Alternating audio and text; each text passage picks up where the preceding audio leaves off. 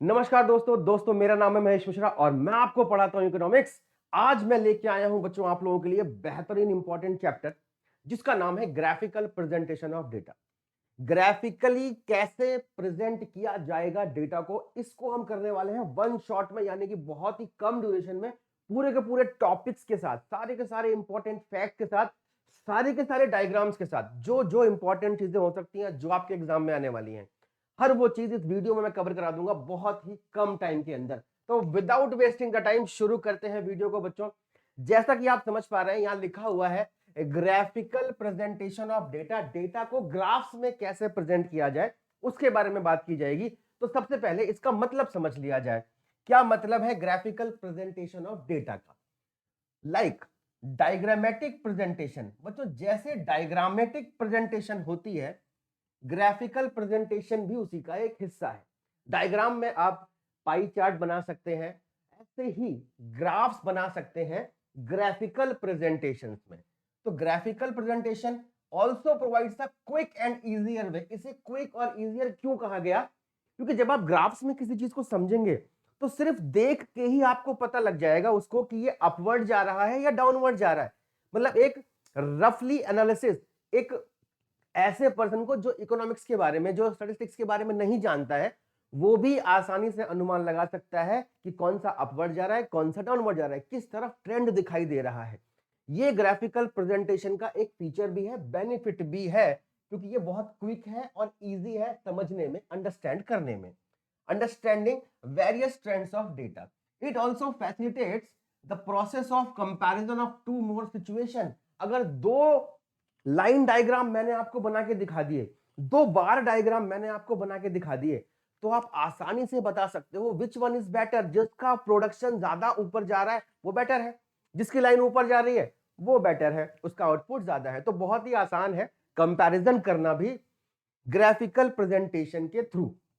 समझ में आ गई बात? तो डायग्रामेटिक प्रेजेंटेशन के अंदर एक ग्राफिकल प्रेजेंटेशन डिफरेंट पार्ट है, तो इसको हम लोग यहां समझने वाले हैं।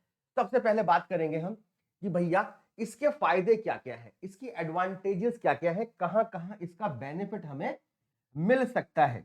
तो सबसे पहला बेनिफिट, ये बहुत ही अट्रैक्टिव होता है और इंप्रेसिव होता है। मतलब अगर आप डायग्राम्स के थ्रू किसी चीज को समझा दें, और बच्चों मैं आप लोगों को बता रहा हूं, बोर्ड के एग्जाम में, 11th क्लास के एग्जाम में, दोनों एग्जाम्स में आप ध्यान रखना, जिस क्वेश्चन में आपने डायग्राम बना दिया ना, 4 नंबर के क्वेश्चन में 2 नंबर तो आपके वहीं पक्के हो जाते हैं। तो जहां आप डायग्राम्स और ग्राफ का इस्तेमाल करोगे वहीं आपके नंबर बढ़ने वाले हैं, कभी घटने वाले नहीं है। तो प्रैक्टिस बहुत जरूरी है ग्राफ्स की। इसको समझना बहुत आसान है, ये यूजफुल है कंपैरिजन करने में, और लोकेशन ऑफ पोजीशन, एवरेज की पोजीशन निकालने में बहुत आसान है। ग्राफ के थ्रू बड़ी इजीली निकल जाती है एवरेज की पोजीशन। मीन तो नहीं निकाला जा सकता, लेकिन मीडियन और मोड बहुत आसानी से निकाला जा सकता है बिना किसी कैलकुलेशन के। No need for mathematical knowledge, बिल्कुल बता ही दिया मैंने आपको।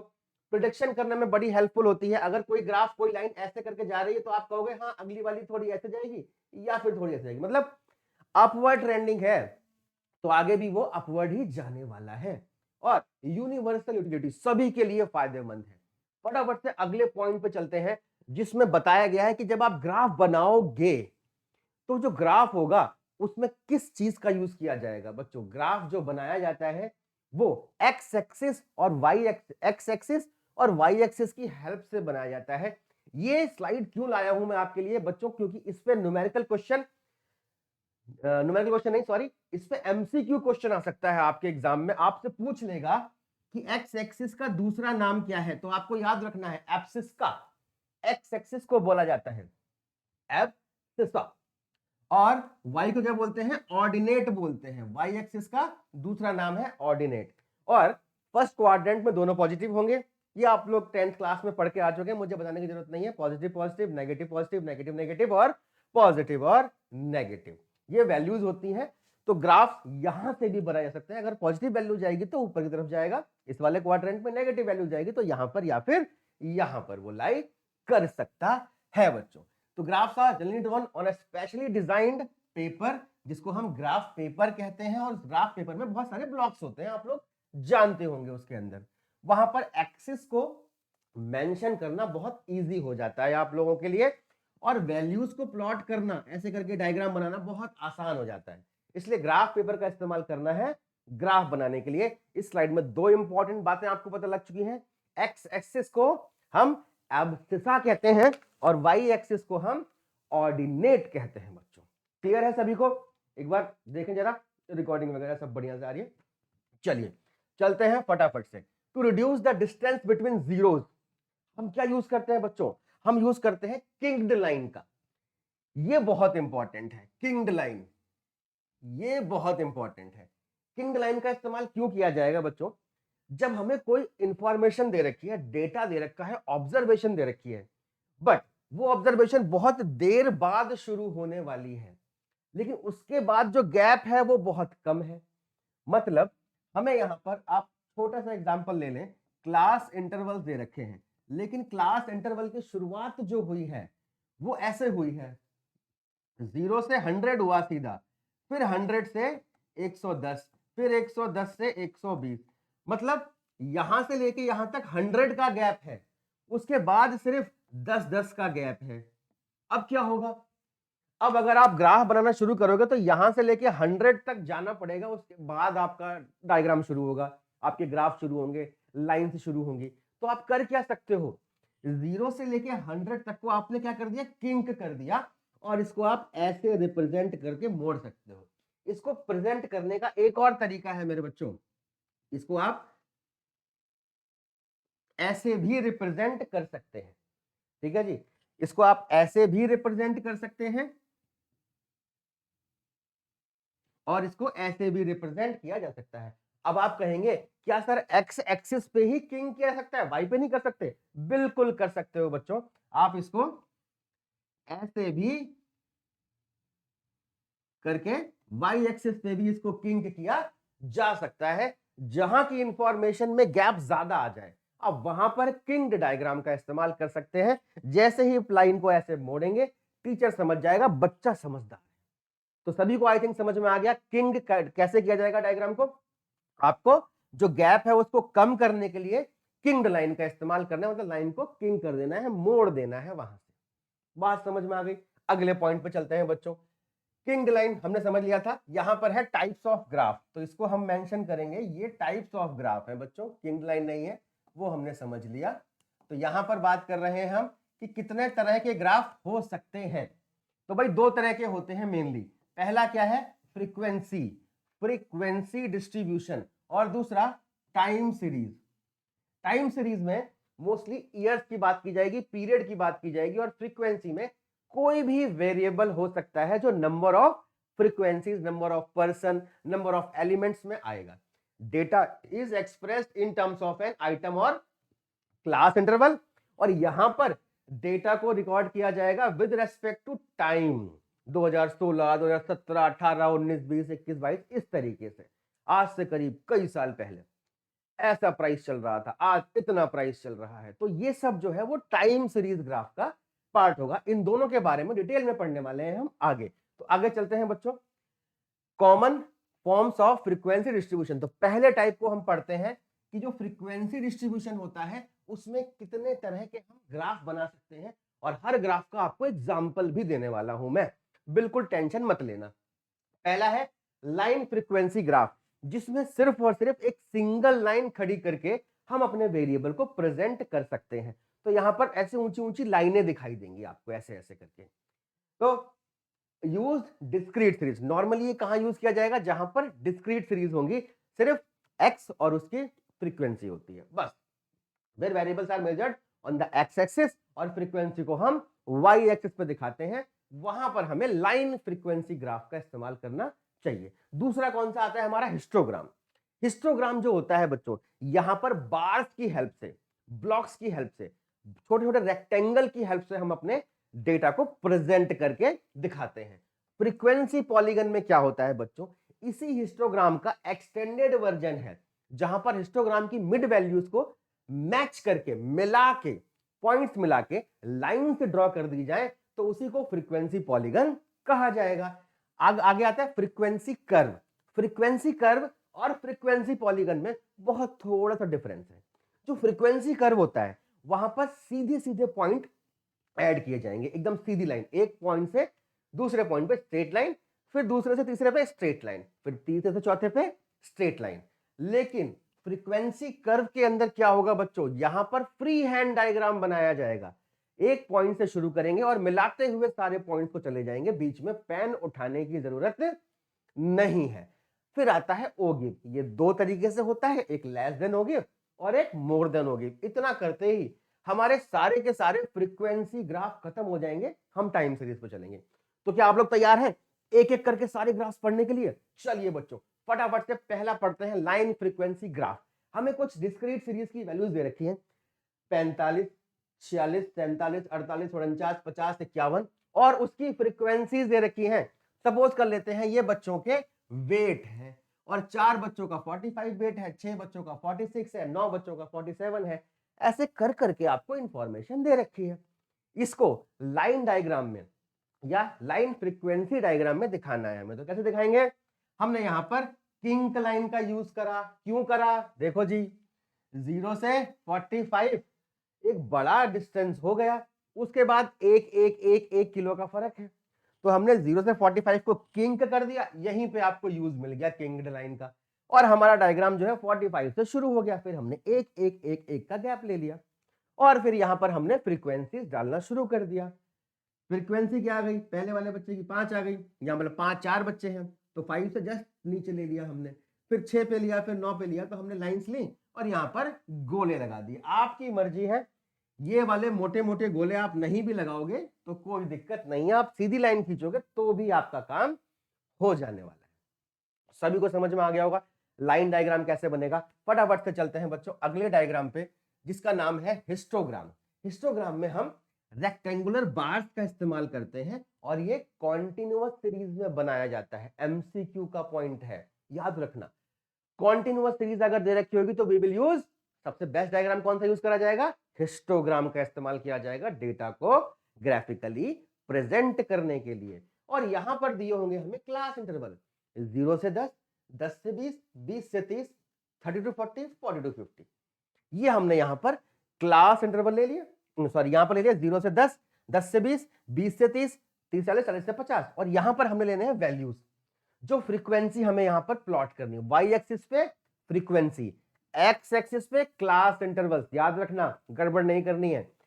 तो यहां हमें देखना होता है कि हमारी वैल्यू मिनिमम कहां से शुरू हो रही है और कहां तक जा रही है।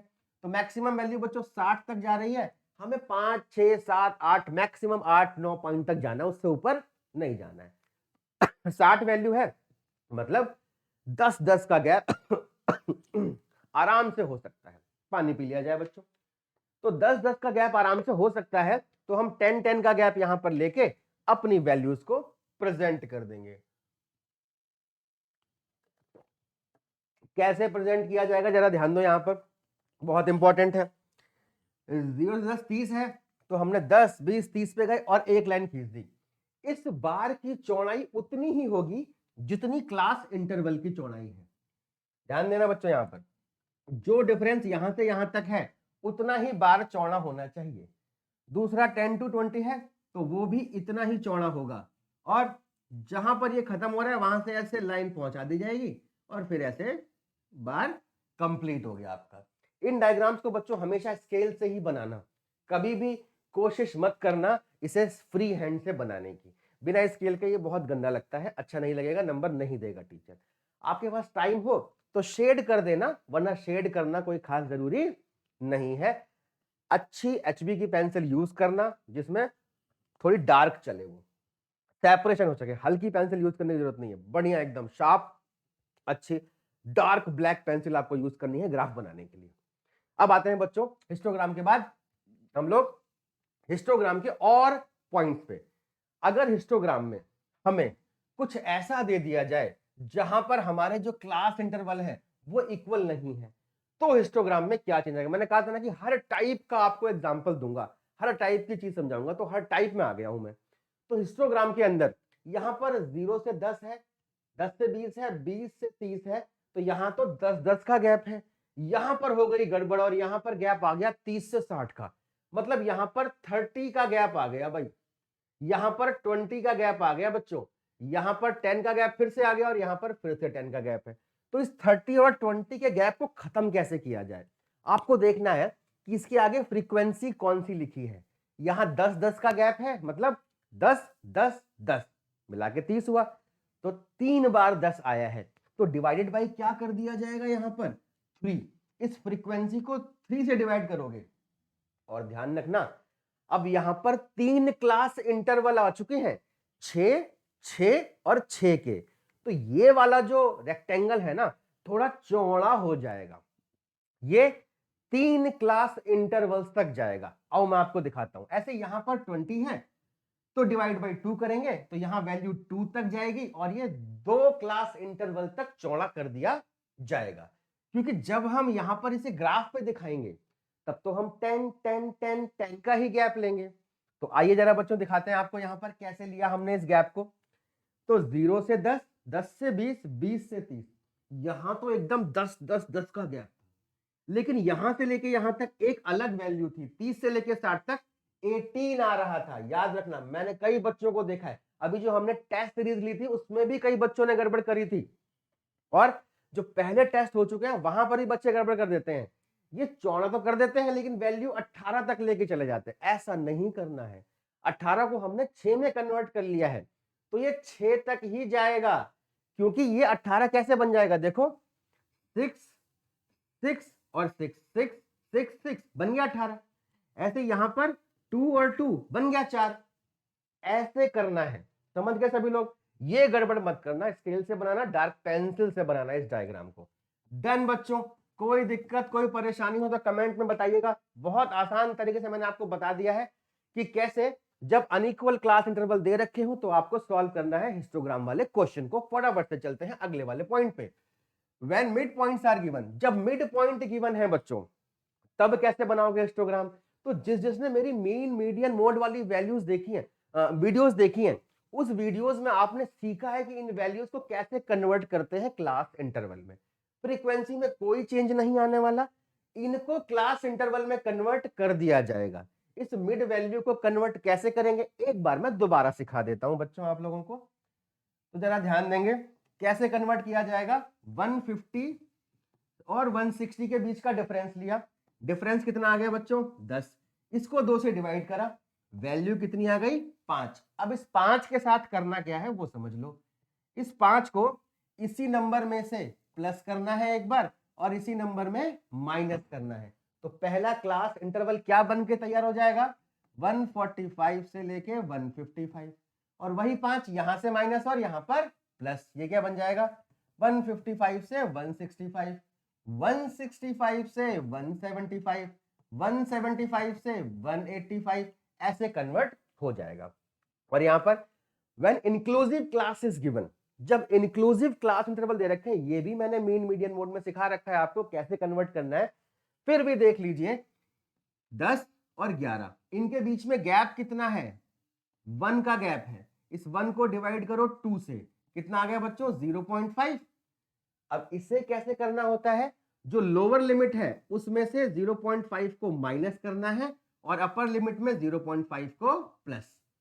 जो डिफरेंस है उसको 2 से डिवाइड करो पहले, अगर डिफरेंस 2 का होगा तो 2/2 1 आ जाएगा, अगर डिफरेंस 3 का होगा इनके बीच में 30 और 31, 40 और 41, अगर यहां 42 43 होता तो डिफरेंस 3 का होता, फिर 3 को 2 से डिवाइड करते क्या आता 1.5, फिर 1.5 को माइनस और 1.5 को प्लस करना होता। इतना सा काम करना होता है, क्वेश्चन सॉल्व हो जाता है। तो क्या बन जाएगी सीरीज, देखो ये बन जाएगी 0.5 से लेके 10.5, ये बन जाएगी 10.5 से, क्योंकि 11 में से 0.5 माइनस करा 10.5 और 20 में 0.5 प्लस करा 20.5, ये बन जाएगा 20.5 से 30.5, ये बन जाएगा 30.5 से 40.5, और इसी को हमें नीचे अपने ग्राफ में क्लास इंटरवल्स में दिखाना है, फ्रीक्वेंसी के ब्लॉक्स बनाने हैं, कदमों में आपके आंसर आ जाएगा। समझ में आ गई बात। चलते हैं अगले वाले टॉपिक पे बच्चों, जिसको कहते हैं फ्रीक्वेंसी पॉलीगन। एक बार आपने हिस्टोग्राम बनाना सीख लिया, अब बनाना है फ्रीक्वेंसी पॉलीगन। तो एक फ्रीक्वेंसी पॉलीगन बनता है बिना हिस्टोग्राम के और एक बनता है हिस्टोग्राम के साथ। तो कैसे बनेगा बच्चों फ्रीक्वेंसी पॉलीगन, जो भी आपको एक्स वेरिएबल दे रखा है, वो आपने पुट कर दिया 1 2 3 4 5 6 7। क्लियर है? इसके सामने पॉइंट लेना है आपको। 1 के आगे कितना है 10, तो 1 के आगे गए, अब यहां लाइन नहीं खींचनी, बार नहीं बनाना, सिर्फ एक पॉइंट लेना है 1 के आगे, ये 10 पॉइंट पे आपने यहां पर पॉइंट रख दिया। अच्छा रबड़ आ गई, तो आपने यहां पर एक पॉइंट रख दिया, फिर 2 के आगे आपने 15 पे रख दिया, 3 के आगे आपने 20 पे रख दिया, और इन पॉइंट्स को आपने ऐसे ऐसे स्ट्रेट लाइन से मैच कर दिया, बिल्कुल स्ट्रेट लाइंस मिला दिया आपने, तो इसे क्या बोला जाएगा? Frequency polygon. फ्रीक्वेंसी पॉलीगन की खास बात यह है कि इसको 0 से स्टार्ट किया जाएगा, और जब लास्ट वैल्यू आप खत्म कर दोगे, 6 के आगे 4 आ गया ना, उसके बाद अगले नेक्स्ट वैल्यू से इसको टच कर दिया जाएगा, मतलब ये एक्स एक्सिस को टच करेगा और एक क्लोज एरिया बनाएगा, मतलब ओपन कुछ नहीं रहेगा, सब कुछ इसके अंदर रहेगा। ये फ्रीक्वेंसी पॉलीगन की खास बात है। बच्चे गलती कहां करते हैं कि इसको यहां से मिलाना और एंड में टच करना भूल जाते हैं, ये करना बहुत जरूरी है। फ्रीक्वेंसी पॉलीगन समझ में आ गया। अब समझते हैं फ्रीक्वेंसी पॉलीगन हिस्टोग्राम के साथ कैसे बनाना है। थोड़ा सा फर्क है बस, वहां पर आपने 1 के जस्ट आगे नंबर लिया था, तो वो जो बनाना है, ये जो बनाना है, ये कब बनाना है? जब आपको क्या दे रखी हो बच्चों? डिस्क्रीट सीरीज दे रखी हो। लेकिन अगर क्वेश्चन में कॉन्टिन्यूअस सीरीज दे दी, फिर कैसे करोगे? फिर तो 0 से 10, 10 से 20, 20 से 30 ऐसे चलेगी वैल्यू। देखो जरा यहां पर कैसे चल रही है, 20 से 30, 30 से 40, 40 से 50, 50 से 60 चल रही है ऐसे वैल्यू। तो 20 टू 30 एक ब्लॉक बन गया, 30 टू 40 एक ब्लॉक बन गया। ऐसे करके पहले हमने हिस्टोग्राम तैयार कर दिए। फिर हर हिस्टोग्राम का जो टॉप एज है उसका मिड पॉइंट लेना है, मिड पॉइंट। तो ये मिड पॉइंट लिया हमने, सारे हिस्टोग्राम्स के एज के मिड पॉइंट को हमने ले लिया, और उसके इधर और इधर भी मिड पॉइंट ले लिया एक्स एक्सिस पे। तो इसके इधर ये रहा मिड पॉइंट, और इसके इधर ये रहा मिड पॉइंट, और इन सारे मिड पॉइंट को स्केल रख के और जोड़ते चले गए, बन गया आपका फ्रीक्वेंसी पॉलीगन विद हिस्टोग्राम। बात समझ में आ गई बच्चों? ये भी क्लोज एरिया होगा, यहां पर स्केल से ही जोड़ना है, ध्यान रखना, फ्री हैंड से मत जोड़ देना। जब आपको फ्रीक्वेंसी पॉलीगन लिखा हुआ है, ध्यान रखना, पॉलीगन, फ्रीक्वेंसी पॉलीगन, तो आपको ऐसे लाइंस ही बनानी है। समझ गए? अगला पॉइंट आता है फ्रीक्वेंसी कर्व। तो 2 पॉइंट थे, एक था फ्रीक्वेंसी पॉलीगन, तो पॉलीगन में स्केल का यूज करना है, और कर्व में स्केल का। आप याद रख लो, कर्व है ना, तो कर्व स्केल की हेल्प से नहीं बना सकते, तो कर्व में तो कहीं ना कहीं मोड़ होगा ही होगा, तो वहां मोड़ रहेगा तो स्केल से मोड़ नहीं है, शार्प टर्न नहीं है, यहां पर स्मूथ टर्न जाना चाहिए। तो यहां पर उन्हीं मिड पॉइंट्स को आपको ऐड करना है, लेकिन एक फ्री हैंड डायग्राम के साथ आपको ऐसे मूव कर देना है। तो यहां पर ऐसे पॉइंट शुरू करना, और ऐसे कलम को चलाते हुए चले जाओ जैसे हर पॉइंट मिलता हुआ चला जाए। मैं आपको यहां पर एक बना के दिखा देता हूं। यहां पर हमने ऐसे करके बनाया,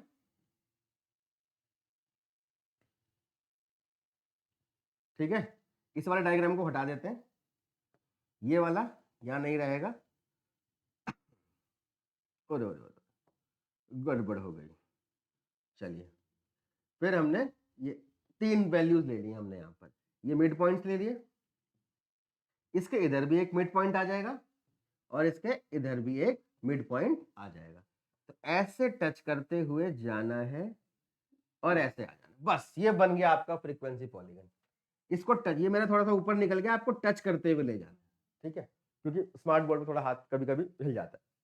समझ गए बच्चों? जैसे यहां टच करता हुआ जा रहा है, वैसे ही आपको इस लाइन को टच करते हुए ले जाना है। ये हो गया हमारा फ्रीक्वेंसी कर्व, और पीछे वाला जब स्ट्रेट लाइन थी तो फ्रीक्वेंसी पॉलीगन, याद रखना। आगे चलते हैं बच्चों। ऑगिव है, ऑगिव 2 तरह के होते हैं, एक लेस देन ऑगिव होता है और एक मोर देन ऑगिव होता है। इसका मैं आपको पूरी कैलकुलेशन, क्योंकि यहां पर कैलकुलेशन काम आती है, थोड़ी सी 1% की कैलकुलेशन है, हल्की सी। कैसे करना होगा? आपको इसे कन्वर्ट करना होगा लेस देन ऑगिव में और मोर देन ऑगिव में।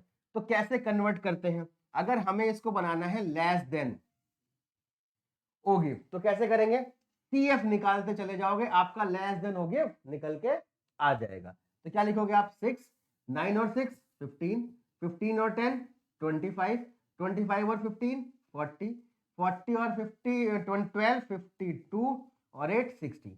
ये आ गया आपका लेस देन ओ गिव। और अगर आपको इसी को मोर देन ओ गिव में कन्वर्ट करना है, मोर देन ओ गिव में, तो जिसका टोटल आया था बच्चों 60 में से ऊपर से नंबर माइनस करते हुए चले जाओ, आपका मोर देन ओ गिव निकल के आ जाएगा। पहले हम लेस देन ओ गिव का डायग्राम देख लें जरा। जब ये लेस देन बनेगा तो कैसा बनेगा, नाम है लेस देन, लेकिन हर बार वैल्यू बढ़ती जा रही है। यहां पर कोई चेंज नहीं करना, जैसा है वैसा का वैसा रहने देना, कोई चेंज नहीं करना।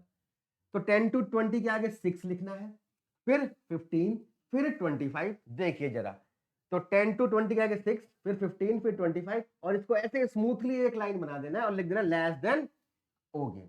और जब मोर देन ओ गिव बनाओगे आप तो क्या होगा, तो मोर देन ओ गिव में 60 आया टोटल, 60 माइनस 6 54, 54 माइनस 9, ऐसे वैल्यूज आप घटाते चले जाओगे। 45, 45 माइनस 10 35, 35 माइनस 15 20, 20 माइनस 12 8, ऐसे करके आप इसको वैल्यू को घटाते हुए चले जाओगे। देखो जरा फटाफट से कैसे आई वैल्यूज यहां पर, 54, 45, 35, 20 और 8, और ये हमारा क्या बन गया, मोर देन ओ गिव। और शुरुआत कहां से हुई थी इसकी, 60 से हुई थी। तो पहली वाली वैल्यू पे आपको क्या लिखना है, यहां पर पहली वाली एक वैल्यू लिख दी यहां पर 60, शुरुआत 60 देन 54, 54 करके माइनस करते हुए चले गए।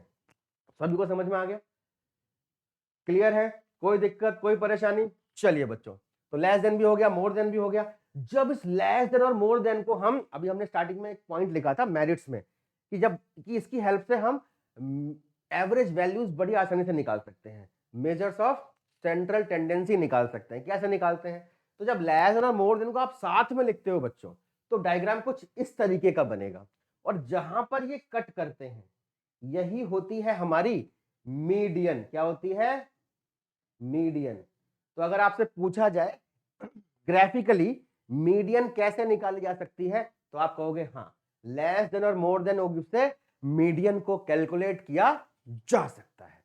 फटाफट से चलते हैं बच्चों, हमने सारे फ्रीक्वेंसी कर्व कर लिया, अब टाइम सीरीज की तरफ चलते हैं। Time series graph, arithmetic line graph, बहुत सिंपल है। आपको ईयर्स दे रखे हैं 14, 15, 16, 17, 18, 19, जैसे हमने सिंपल फ्रीक्वेंसी पॉलीगन बनाया था वैसे ही ये बनते हैं, विदाउट हिस्टोग्राम बनाना है यहां पर। क्यों क्यों, क्योंकि ये डिस्क्रीट सीरीज है, यहां कॉन्टिन्यूअस सीरीज है ही नहीं, तो डिस्क्रीट सीरीज में हिस्टोग्राम बनाने की जरूरत नहीं पड़ेगी। तो बिना हिस्टोग्राम के आप वैल्यूज पुट करोगे, 14 पे ये पॉइंट रखा और ऐसे पॉइंट्स को ऐड करते करते आपने लाइन तैयार कर ली, बड़े आराम से हो गया। हो गया कि नहीं हो गया, बताओ बच्चों, क्या कोई दिक्कत कोई परेशानी, आराम से कंप्लीट हो गया ना, कितने आराम से इसको बनाया जा सकता है।